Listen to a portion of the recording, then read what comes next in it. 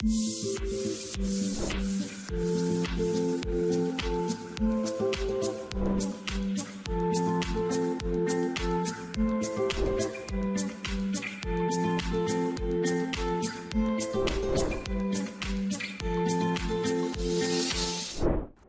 assalamualaikum warahmatullahi wabarakatuh. Oke, di materi kali ini yang bakalan kita pelajarin yaitu adalah lanjutan dari materi sebelumnya, yaitu tentang pembahasan bagaimana caranya kita membangun sebuah website dengan menggunakan VPS di AWS, gitu ya. Kalau kemarin kita sudah melakukan join, sudah membuat create class dan masuk ke dalam kelasnya. Dan kali ini kita akan mencoba untuk bagaimana caranya membuat virtual machine yang disediakan sama si AWS ini, gitu ya. Nah, si AWS ini perlu dijelaskan sedikit, yaitu adalah AWS ini mempunyai sebuah website atau sebuah link dari AWS, dari Amazon, yang berfungsi membantu untuk para siswa dalam melakukan pembelajaran dengan menggunakan fasilitas cloud computing, gitu ya. Jadi si AWS Educate ini selain dia menyediakan fasilitas untuk pembelajaran, baik itu pembelajaran untuk membuat website, kemudian membuat aplikasi program berbasis web dan lain-lainnya, dia juga punya beberapa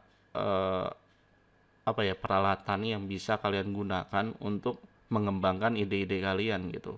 Dan selain itu juga dia juga punya sebuah link yang bisa kalian gunakan untuk mempelajari materi-materi yang lain. Bahkan kalau misalnya bisa dihitung hampir 100 lebih ya, 100 lebih materi yang bisa kalian akses gitu dengan menggunakan AWS akun yang kalian sudah buat sebelumnya, gitu ya. Oke, nah karena materi kita ini berhubungan dengan server dan kita di sini kita mencoba untuk membangun sebuah web server, berarti kita butuh yang namanya IP public gitu ya. Dan si AWS ini menyediakan IP public gratis untuk kita membuat sebuah web server gitu. Nah, untuk langkahnya, untuk caranya supaya kita membuat sebuah VPS di dalam AWS, yaitu kita login dulu ya ke dalam AWS Educate. Jadi kalian harus akses dulu aws.amazon.com nanti atau awseducate.com. Nanti dia akan memberikan link untuk masuk ke dalam AWS Educate-nya gitu ya. Nah, kalau misalnya kalian udah akses menggunakan website, nanti kalian tinggal masuk ke link sign to AWS Educate gitu ya, karena kalian sudah punya akun. Kalian klik di bagian sign-nya, kemudian kalian masukkan email yang kalian create-kan sebelumnya gitu ya. Dan di sini pastikan bahwa user serta password yang kalian gunakan itu nggak hilang gitu ya. Kalau misalnya user sama password yang kalian gunakan itu hilang, maka kalian tidak bisa melanjutkan materi yang saya berikan gitu. Karena untuk melakukan create kelas itu harus menunggu sampai kelas yang pertama itu habis gitu ya. Oke. Nah, di sini kalian join dengan menggunakan user email gitu ya. Username-nya itu adalah menggunakan email. Jadi di sini kalian gunakan email yang terdaftar di AWS. Kemudian jangan lupa untuk memasukkan passwordnya gitu ya. Kalian masukkan passwordnya. Di sini password saya itu agak sedikit panjang, jadi saya copy aja. Oke. Nah, kalau misalnya udah, kalian tinggal sign in gitu. Nanti kalian akan masuk ke dalam tampilan dashboard dari AWS Educate-nya gitu. Jadi tampilan dashboardnya seperti ini gitu. Dan di sini kalian bisa ya seperti biasa ya, kalian bisa melakukan exploring sendiri gitu, melakukan pembelajaran sendiri. Kalian bisa lakukan itu. Terserah kalian mau menggunakannya buat apa gitu ya. Karena di sini selain ada aplikasi yang bisa kalian gunakan, dia juga banyak pembelajaran yang bisa kalian pelajari sendiri gitu. Di sini ada banyak banget ya, ada AWS Startup Bridge, Amazon Innovation, kemudian AWS Depressor, kemudian ada gaming, ada IoT juga bisa kalian pelajarin di AWS ini, dan itu diberikan secara gratis gitu ya. Oke. Nah, kalau misalnya udah, bagaimana Pak cara membuat VPS di AWS gitu ya. Nah, pertama yang harus kalian lakukan itu adalah kalian klik di bagian AWS akun gitu. Klik di bagian AWS akun, kemudian kalian akan masuk ke dalam dashboard dari AWS Educate Starter akun gitu ya. Nah, kalau misalnya udah, kalian klik di bagian AWS Educate Starter Account gitu.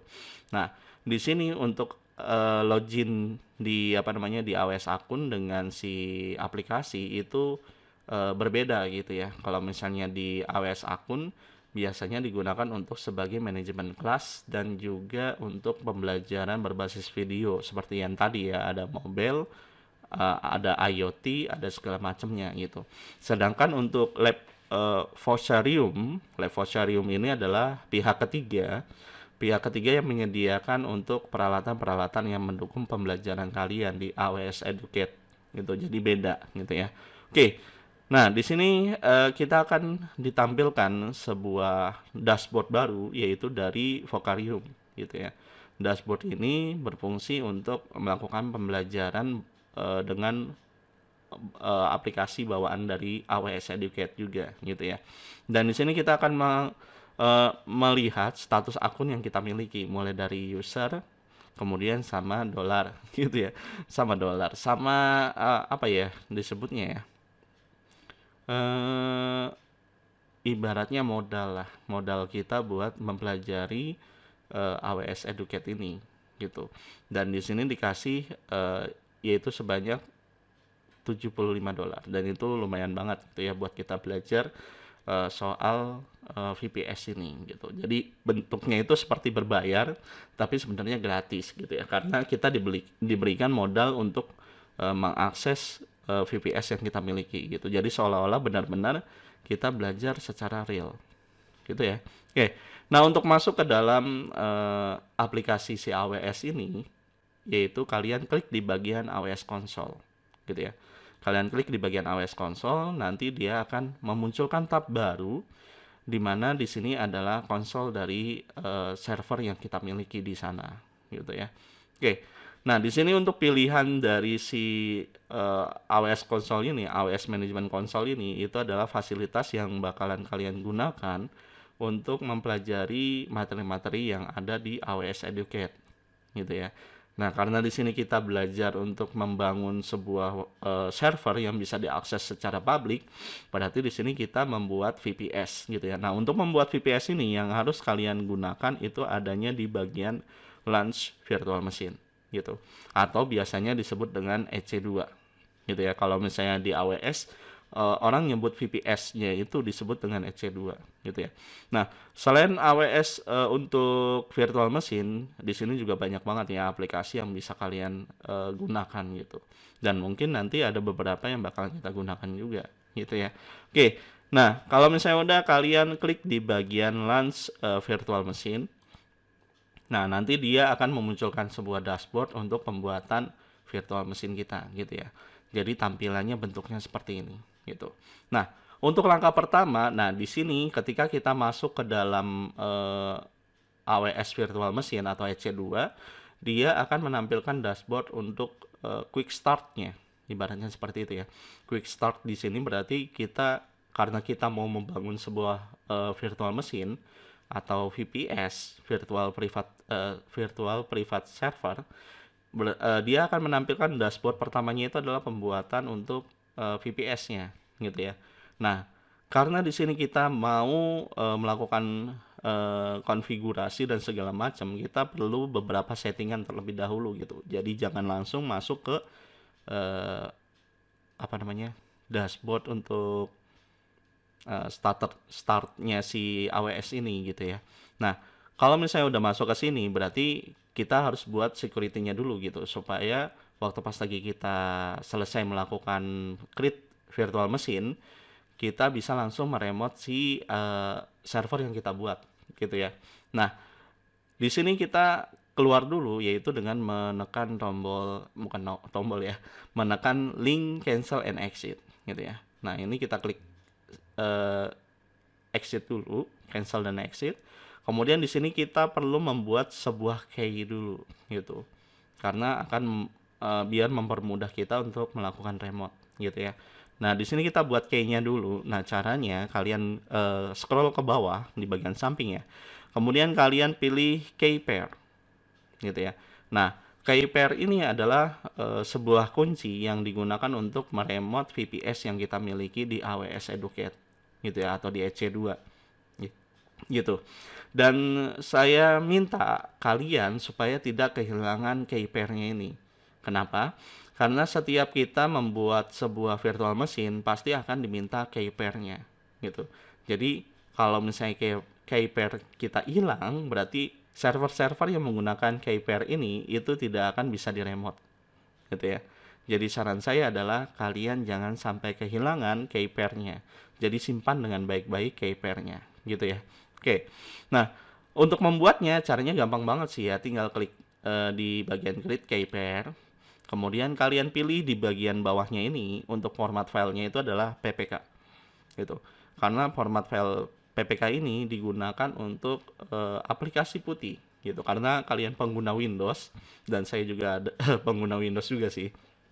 Jadi kalian harus menggunakan format PPK ini karena kita menggunakan aplikasi putih gitu ya, bukan bawaan dari Windows-nya gitu. Sedangkan kalau untuk PEM itu format dengan .pem itu biasanya digunakan untuk OpenSSH, biasanya untuk pengguna Linux gitu. Dan biasanya sih untuk orang sysadmin ya, sysadmin, orang yang melakukan pengerjaan untuk membuat sebuah server itu disebut dengan sysadmin. Biasanya sysadmin ini akan menggunakan Linux untuk meremote si server yang dia miliki gitu. Biasanya seperti itu. Oke. Nah, kalau misalnya udah kalian buat namanya dulu nih. Nama dari key pair yang kita akan create itu apa namanya? Nah, misalnya di sini karena kita mau belajar web server, berarti key pair-nya itu adalah web. Gitu aja. Gitu ya. Oke, kalau misalnya udah kalian tinggal klik create key pair-nya. Kemudian nanti di sini akan ada link download gitu ya. Nah, link download ini dia akan fungsinya adalah kalian akan mendapatkan sebuah file namanya PPK. Ini adalah kunci secure ketika kalian meremote dengan menggunakan putih gitu ya. Nah, karena di sini saya udah ada, ini saya hapus saja dulu. Gitu ya. Karena kalau misalnya default itu ya web. Ini saya hapus dulu. Oke, nah kalau misalnya udah kalian tinggal simpan aja, save. Oke, ini di replace atau enggak? Ya, replace saja karena dia ngebacanya kalau misalnya ada file di dalamnya. Oke, jadi bentuknya seperti ini gitu ya. Nah, key pair ini ketika kalian create itu sudah langsung ke download otomatis. Kalau misalnya kalian hilang, ya dia nggak akan bisa di-download gitu ya. Karena bentuknya sifatnya dia itu sekali buat dia akan memberikan link download, habis itu udah selesai gitu aja gitu ya. Oke, nah kalau misalnya udah langkah selanjutnya apa? Nah, key pair ini jangan sampai hilang ya. Oke, kalau misalnya udah langkah selanjutnya adalah baru kita membuat yang namanya virtualnya gitu ya. Nah, caranya kalian scroll paling atas, kemudian kalian pilih instance. Instance ini adalah dashboard dari si virtual machine yang kita miliki. Ibaratnya kalau di VirtualBox itu tampilan awalnya gitu ya. Oke, nah cara membuatnya adalah kalian klik launch instance, kemudian kalian pilih jenis dari server yang bakalan kita buat. Di sini yang disediakan sama si AWS itu lumayan banyak banget sih. Mulai dari Amazon Linux, ini bawaan dari si AWS-nya, dia buat operating system sendiri. Kemudian ada macOS juga, kalau misalnya kalian mau nyoba macOS ya bisa aja sih gitu ya. Kemudian ada Red Hat, bawaan dari CentOS. Kemudian ada SUSE, ini sebuah Linux juga lah sama. Kemudian ada Ubuntu juga, kemudian ada Windows Server juga. Jadi kalau misalnya kalian belajar tentang Windows Server, kalian bisa menggunakan aplikasi AWS ini juga gitu, dan banyak lagi gitu. Dan selain create dashboard di AWS Amazon yang disediakan, di sini juga ada community-nya. Community ini adalah sebuah operating system di luar dari Quick Start yang disediakan sama si AWS gitu. Jadi kalian bisa menggunakan Quick Start community AIME ini untuk operating system yang berbeda gitu ya. Nah, karena di sini kita menggunakan operating system CentOS, berarti di sini kita pilih di bagian CentOS gitu ya. Nah, kemudian kalian pilih arsitekturnya pakai yang x86 aja gitu ya, yang 64 bit jangan lupa. Oke, nanti bentuknya jadinya seperti ini gitu. Nah, ini biasanya untuk kita mau mencari operating system yang jenisnya seperti apa gitu ya. Nah, karena di sini kita menggunakan CentOS ya, jadi yang dicari adalah CentOS gitu ya. Nah, kalau misalnya udah, baru kita lanjut cari operating system yang sesuai dengan keinginan kita gitu. Karena di sini bakalan banyak banget CentOS-CentOS yang ditampilkan gitu. Nah, karena kita mau bikin dari awal dari nol, berarti di sini kita harus nyari CentOS yang masih kosong banget gitu ya. Karena di sini udah banyak CentOS-CentOS yang sudah dikonfigurasi untuk suatu objek tertentu gitu ya. Nah, di sini kita cari yang speknya adalah minimal. Speknya minimal berarti CentOS minimal. Nah, kalian pilih yang ini ya, yaitu adalah CentOS minimal V20190919 gitu ya. Karena CentOS ini adalah CentOS yang belum dikonfigurasi apapun. Oke. Nah, kalau misalnya udah, kalian tinggal klik di bagian select gitu ya. Nah, nanti di dashboard selanjutnya itu adalah penggunaan memori gitu ya. Jadi pertama itu adalah jenis operating systemnya, kemudian yang kedua itu adalah tab yang kedua adalah memori gitu ya. Nah, memori yang digunakan di sini itu mulai dari 1 GB sampai dengan 32 GB, bahkan ada yang lebih gitu ya. Nah, cuman yang jadi masalah adalah kita pengguna AWS Educate. Jadi kita tidak bisa menggunakan memori yang lebih besar lagi gitu. Jadi yang harus kalian pilih itu hanya yang ada tulisan free tier, yang ada tulisan free tier-nya gitu ya. Karena memang AWS Educate ini tidak memberikan memori yang cukup lebih gitu ya untuk kita yang belajar menggunakan AWS ini. Tapi sebenarnya sih ya nggak terlalu masalah. Saya belum nyoba sih kalau misalnya kita menggunakan memori yang lebih besar daripada 1 gigabit gitu. Kalau misalnya kalian mau nyoba-nyoba ya silakan aja. Tapi kalian harus perhatikan dulu kredit yang kalian miliki gitu ya. Oke. Nah, karena di sini kita buat belajar, berarti yang dipilih adalah yang free tier dengan CPU-nya itu adalah 1, kemudian memorinya adalah 1 GB gitu. Nah, ini sebenarnya sih ya cukup-cukup aja buat belajar mah. Oke, kalau misalnya udah, langkah selanjutnya adalah kita klik di bagian configure instant details gitu ya.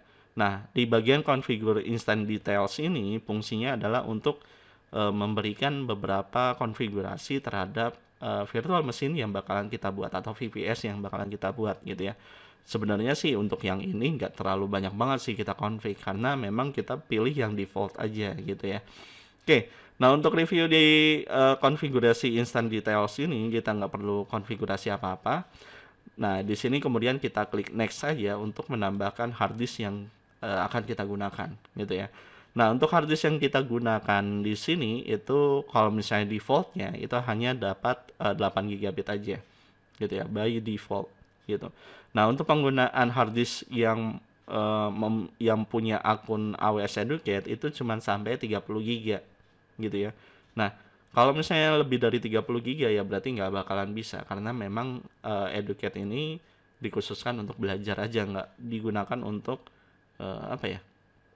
tidak digunakan untuk production gitu. Oke. Nah, di sini misalnya kalian pengen ganti jadi 10 GB ya, ganti aja jadi 10 GB gitu ya. Kalau misalnya udah, langkah selanjutnya ya kita klik di bagian next add text. Nah, next add text ini fungsinya adalah untuk pemberian nama terhadap virtual machine yang bakalan kita buat gitu ya. Nah, di sini caranya kalian klik aja di add text, atau biasanya kalau misalnya baru pertama kali dia akan muncul bentuknya seperti ini gitu ya. Nah, karena ini saya udah gunain jadi nggak muncul gitu ya.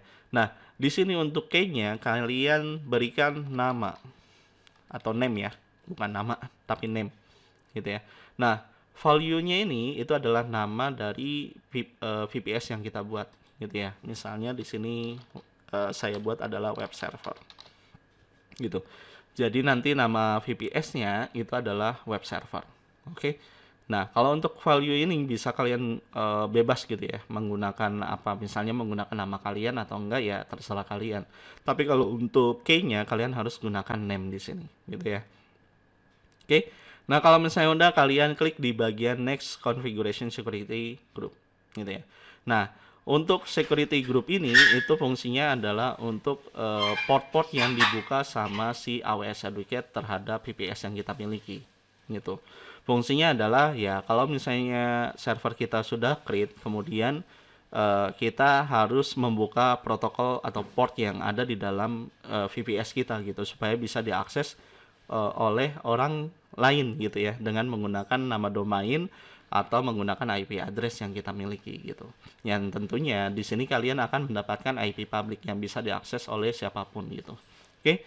Nah, untuk security group ini kalian harus menambahkan satu rule lagi, yaitu adalah HTTP, di mana port HTTP ini yang berfungsi untuk bisa mengakses web server dari VPS yang kita buat gitu ya. Karena kita mau bikin web server gitu. Nah, di sini kalian klik di bagian add rule, kemudian di custom TCP-nya kalian ganti jadi HTTP gitu ya. Karena kita mau buat HTTP. Oke. Nah, di sini portnya itu adalah port 80 gitu. Nah, kalau misalnya kita pelajarin nanti selain HTTP, kita juga belajar HTTPS buat security dari si HTTP yang kita buat.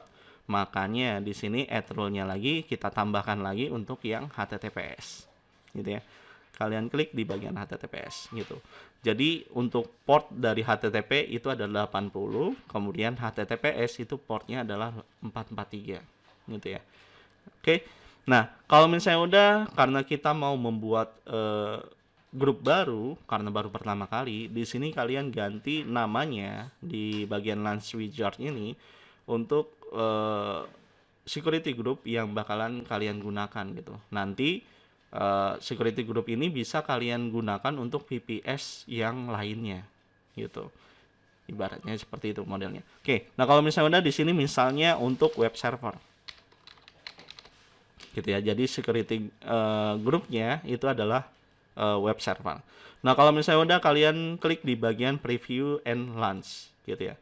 Nah, di sini bakalan ditampilkan hasil konfigurasi yang sudah kita lakukan gitu ya. Nah, Pak, ini kok 80-nya ada 2 karena untuk IP address yang kita miliki di dunia saat ini selain dia pakai IP versi 4 juga ada versi 6. Makanya di sini ada bawahnya itu adalah IP versi 6 gitu. Sedangkan yang di atasnya itu adalah IP versi 4. Oke. Nah, kalau misalnya udah langkah selanjutnya ya kalian tinggal klik launch gitu ya. Nah, di sini baru kita membuat yang namanya key-pair.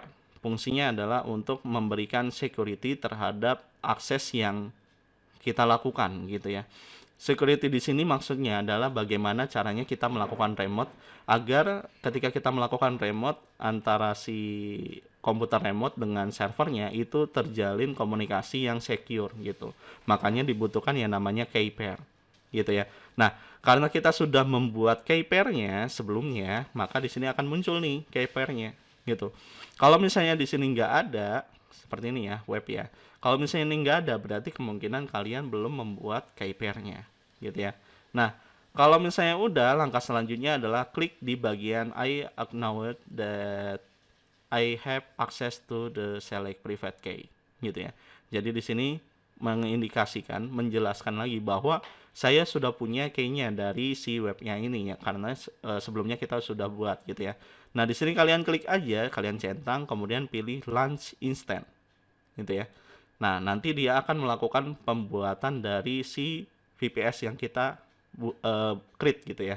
Nah, kalau misalnya udah tampilannya bentuknya seperti ini, berarti VPS-nya sudah kita buat, gitu ya. Dan ini dalam hitungan beberapa detik doang, gitu ya. Beda seperti kita membuat VPS, membuat virtual machine dengan menggunakan VirtualBox, gitu. Itu beda banget karena butuh proses yang lumayan lama. Tapi kalau ini udah selesai. Cuman gitu doang. Oke. Nah, kalau misalnya udah kalian scroll ke bawah, kemudian kalian pilih view intense gitu ya. Nah, kalau misalnya statusnya di sini instannya adalah running, berarti server sudah selesai dibuat gitu. Dan hitungannya cuma beberapa detik doang gitu ya.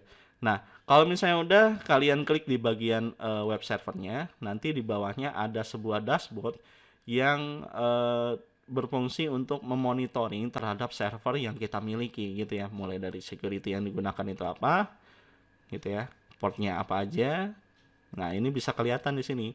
Nah, kemudian storage-nya itu berapa? Nah, ini bisa kita lihat di sini juga, gitu ya. Size-nya berapa? Oh, 10 GB, berarti di sini 10 GB. Nah, kalau untuk detailnya itu adalah IP public yang kalian gunakan itu IP-nya berapa, kemudian di sini ada domainnya, gitu ya. Dan domain yang kalian gunakan itu apa? Nah, ini adalah domainnya, gitu ya. Jadi si AWS ini benar-benar prepare banget untuk membuat sebuah VPS yang bisa membantu siswa dalam belajar menggunakan cloud computing gitu. Oke. Nah, kalau misalnya udah kalian harus ingat ya, waktu pas lagi selesai kalian melakukan konfigurasi, jangan lupa kalian untuk mematikan VPS yang kalian gunakan. Fungsinya adalah supaya kredit yang kalian miliki itu tidak cepat habis. Nah, caranya untuk mematikan VPS yang kita miliki di AWS Educate itu adalah kalian masuk ke bagian konsol AWS-nya, kemudian kalian klik di bagian tanda centang ini, kemudian kalian pilih di bagian instance set, kemudian kalian pilih stop instance, gitu ya. Oke. Nah, kalau misalnya udah kalian klik stop gitu. Kemudian kalian tunggu sampai instance state-nya yang tadinya running berubah menjadi stopped gitu. Nah, kalian tinggal klik di bagian refresh aja sih. Tunggu sampai si AWS-nya ini instance-nya ini berubah menjadi stopped gitu ya. Nah, kalau misalnya udah seperti ini berarti VPS yang kalian miliki sudah dimatikan gitu. Oke, sampai di sini dulu perjumpaan kita kali ini tentang bagaimana caranya membuat VPS dengan akses IP public menggunakan AWS Educate gitu ya. Oke, sampai di sini dulu perjumpaan kita kali ini dan sampai jumpa di pertemuan berikutnya. Wabillahi taufiq wal hidayah. Wassalamualaikum warahmatullahi wabarakatuh.